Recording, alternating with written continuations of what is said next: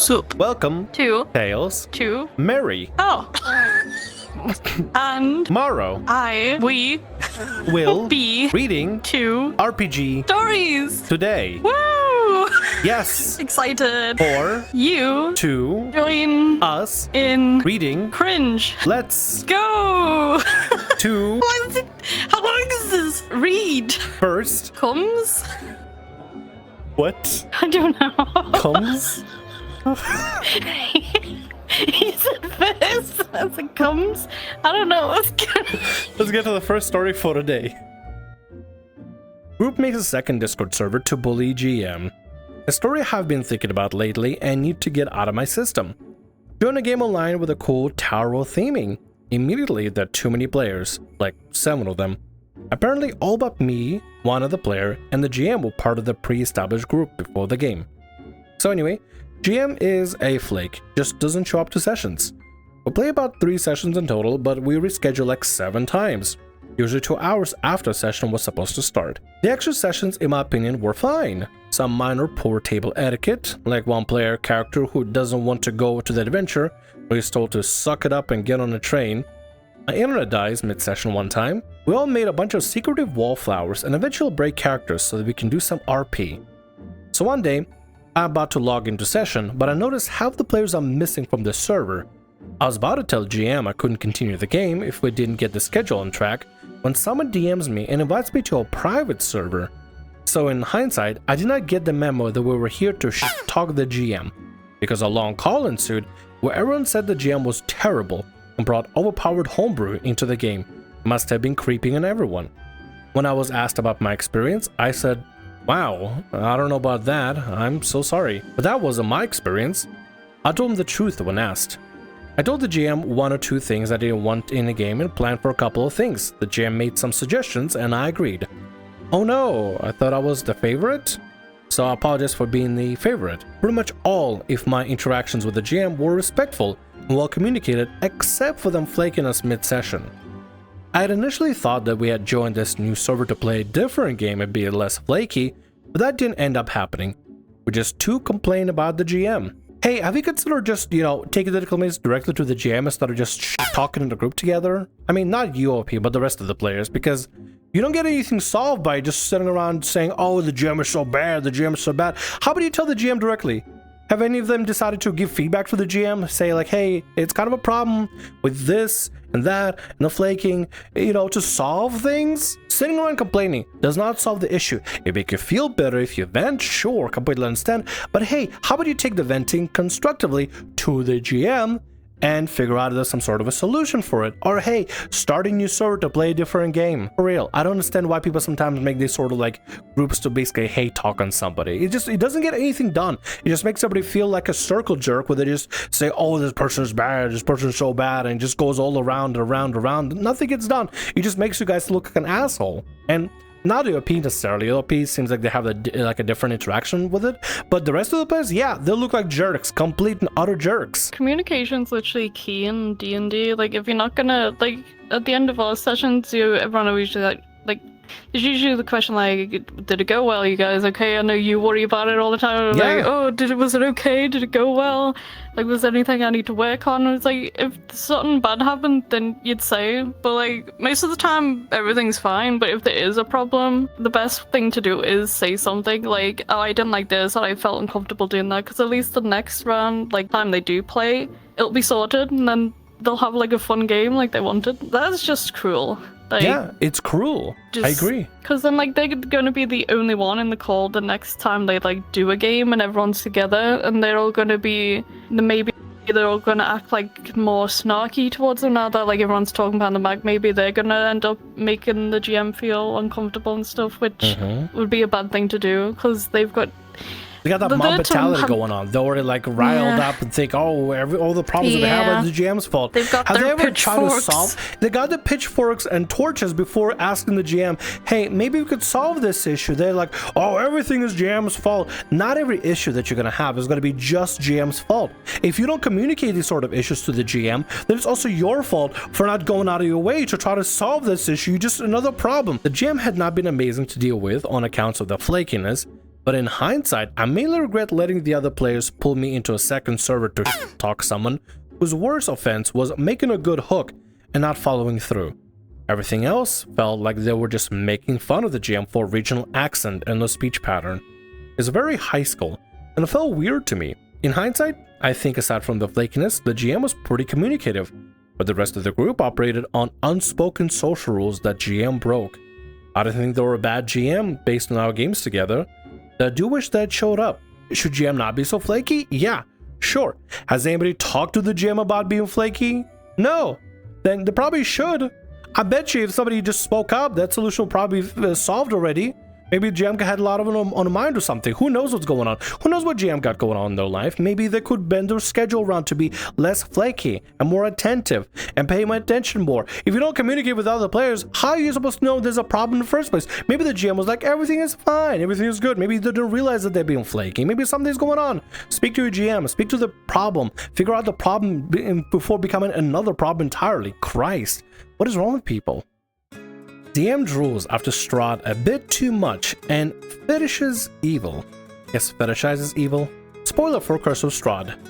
Clear note, no actual essay, but sexual themes and fantasies of dubious kind, so just in case. Using a throwaway. So despite roleplaying for a while, I had never played the Curse of Strahd before. Plenty of my friends complimented the campaign, so of course I was curious to experience it. Finally I came across a chance to participate as a player. I'm a forever GM, so this was a welcome change for me. Plus, I hadn't played D&D for ages as I run other games. I didn't really know the DM. He had played in some of my games, but I didn't know him as a person. He was a good player, although tended to play morbid characters. Since I mostly run horror, that was fine. But maybe I should have seen the pattern. The campaign starts with the session 0, with me and 3 other players. The DM goes a great length to list all possible trigger warnings for gaslighting to SA and necrophilia. He pretty much has a monologue listing them for like 30 minutes. I thought he was being thorough, but in hindsight, he was a bit too excited about them all. Ah, that sounds kind of weird. Imagine just having a list of fetishes that like you're not gonna get in the game, and the entire time your DM just kind of goes like, oh, armpits, feet, oh god, butt fungus, that'd be weird. Ew. First 5 to 6 sessions go in an ordinary way. We enter Barovia and investigate things. Strange dreams visit people. Weirdness starts when we first meet Strahd on the road. The DM goes at great length to describe the tightness of his leather pants and the fit of his clothes, how high and mighty his cheekbones are, and how dominating his gaze is. Goes to an uncomfortable length. I get amused because it starts to feel like a fanfiction or a parody, but I keep it in check. After the session, the DM sends every player a private message. I later find out, going on about how alluring and awesome Strahd is. He then gushes on and on. I give a neutral reply and the conversation dies. I'm glad it does and start to get weird vibes. I keep playing because, hey, I love GMs so excited about their games. I give him the benefit of a doubt and think that maybe he's just really into the campaign in a healthy way. No, if somebody describes their leathery pants being so tight that you can see all kinds of things bulging out and curves and everything, I'm clearly didn't say that, but I mean, that's what they're implying. If somebody's wearing, quit looking at my pants. I'm wearing tight pants. That's not for any other reason other than anything else, okay? They fit, and I found them in the dumpster somewhere, and they fit nicely, and I'm wearing them, okay? Now clean them. Make sure you clean them like twice a week. Look, a nice ass though. Thanks, appreciate it. But if the DM goes a little bit more into that kind of detail, I mean, it's fine to be a fan of a character. There's nothing wrong with being a fan of like a specific villain and stuff, especially if like maybe they're your type. Who knows? You probably should have seen the red flags. The DM really likes Strahd, and pretty sure some bad's gonna happen where Strahd will get rejected or killed or something, and DM would just go, rocks fall, everybody dies. Well, it gets worse. One of the players was apparently receptive to his fantasy of Leather Daddy Strahd in private messages, so he starts favoriting her in-game. And there we go, people. There you go. Because somebody's into DM's kink, they're gonna be getting all the favorite options. I'm probably gonna get to romance Strahd as well. Leather Daddy Strahd. Basically all the BS things, which are part of the campaign theme, no doubt, happen to the 3 other players, me included. She is safe from them because she shares his glee about how hot Strahd is. I know this because they discussed the cursed hotness of Strahd on the Discord channel we have for the campaign. Since campaign is horror themed, I don't mind the bad things, but I do note the favoritism. We probably should have spoke up at that point, because I mean, clearly there's that. Probably like, hey, why are we getting all the crappy things and the player is fine?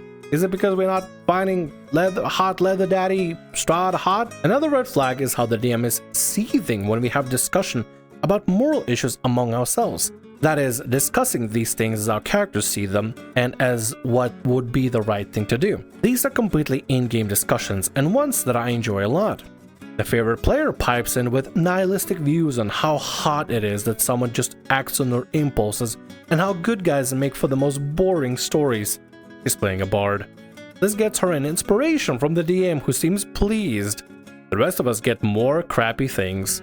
Everything we do to try and help someone is rewarded with more crap. I'm not certain if this is part of the campaign or what the DM just likes. The DM literally is just punishing the rest of the players because they don't find Leather Daddy Strahd hot. Literally, that's the problem. Because you don't find DM's fetishes hot or attractive or vibe with his vibes, because you're not finding Strahd hot and don't follow Strahdness, I guess, the DM is going to keep punishing you guys because favoritism is the name of the game here. After we get Strahd's book in town, which name I've forgotten, with the necrophiliac noble lady and crazy mayor, things really get out of bounds. First, we get the insight into Strahd as a child, and he keeps describing Strahd's noble looks with strange gusto. I get the feeling that he is attracted to a definitely underage version of Strahd. Ew, fucking ew. What is up with this DM? The player who is into this stuff flirts a little with child Strahd, but I'm so glad it leads nowhere. Instead, she insinuates she will definitely bone him when he gets older. Things are getting mighty uncomfortable. Yeah, telling somebody, regardless of who it is, whether it be a vampire child or whatever, if you tell someone's younger version, like a child version of them, they're like, hey, I'll bone you later. That's really fucking weird because they're telling a child, hey, I'll bone you later when you grow up. That's really weird anyway. You probably should have quit. This was a red flag. This is the point that you should be like, yeah, I'm out. I'm gone. I don't want to deal with this. I don't want to deal with hot Strahd or somebody flirting with child Strahd. I'm done. When Strahd arrives to the crazy town on a flaming horse and burns it down, I finally get enough. The DM describes the scene as something that causes self-destructive attraction in all characters, regardless of what the characters want. They get sodomized by Strahd's flaming horse as a way to get close to him, as we want the real thing so bad. What the fuck? Where the fuck did you find this player and a DM? I've never read the sentence of getting sodomized by someone's horse. This is a freak. This is a freak. I mean, I'm glad you left, but like, what the hell? The session ends in a cliffhanger of Strahd appearing. I'm quite blindsided by this turn of events. The player mentioned before is practically manic with glee. The rest of us exchange stunned glances. Ew, do you think the other players want to get sodomized by the horse too? Ew. Like, I mean, I know they have like the toys for that shade, but like, I just, ugh. Discord is full of messages, notifications when I get home. The channel is full of naughty pictures about Strahd and various NPCs flooded by the DM. He tells how he wants to show them to us at the very beginning, but I had to hold on for later as not to spoil us. He goes on about how he's loads of his stuff, whole folder he will share with us every time the campaign reaches a certain point. The player who is into this Strahd King has started making her own fanfic art with her character dominated by him. Oh no. In every sense of the word, mind you, insinuating being that by Strahd would be so hot.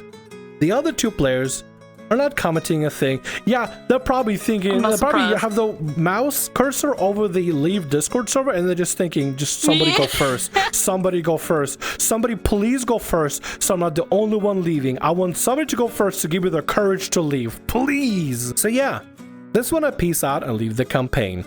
I'm not a prude and I don't mind kinks, but I don't think you should push your kinks into roleplay games and especially not onto other players who do not consent. Thank you! Thank you! Finally something sensible was said. In this entire cacophony of fetishes about Strahd Daddy, finally something sensible was said. Don't force your fetishes into games where people don't sign up for fetish games. Don't do that. No matter what kind of game you're running, no matter how hard the BBG is, doesn't matter. Don't do that. The real tragedy is that I never get to play Curse of Strahd properly now that I've been spoiled about several twists at the beginning. I think there is a way to do it. Now, first of all, you should probably get some brain bleach and just cleanse this whole situation out of your head. Maybe have something to play in the meantime, or watch some movies, or get some sort of a cleanse for yourself in order to feel a little bit better about this whole cacophony that you're forced onto. Second, next time you look for a Curse of Strahd game, it's probably good to contact the DM ahead of time and be like, hey, so only got the beginning spoiled, but not the rest of it. The rest of it clearly was the DM just making things up. So you could probably just ask the DM like, hey, so I kind of played Curse of Strahd a little bit, so I would really appreciate some extra like twists and turns, a little bit more of the DM's kind of flair to it if possible, and see if the DM can accommodate you. I mean, I think most DMs would be like, yeah, sure, I can bend things around and change the story around a little bit. Sure, I don't mind it. Especially if they like explain to them like what happened, like this happened and all that, to make them like understand why they want to kind of redo it. Share with them your story and tell them this is what I had to deal with, and I just want anything that's not this. And that'll be all our stories for today. I hope you enjoyed the video. I hope you enjoyed the stories. I hope you enjoyed Mary's company. We'll be seeing y'all in future videos from then on. Feel free to leave feedback in the comment section below, like or whatever, and if you'd like to see more, consider hitting subscribe. Bye.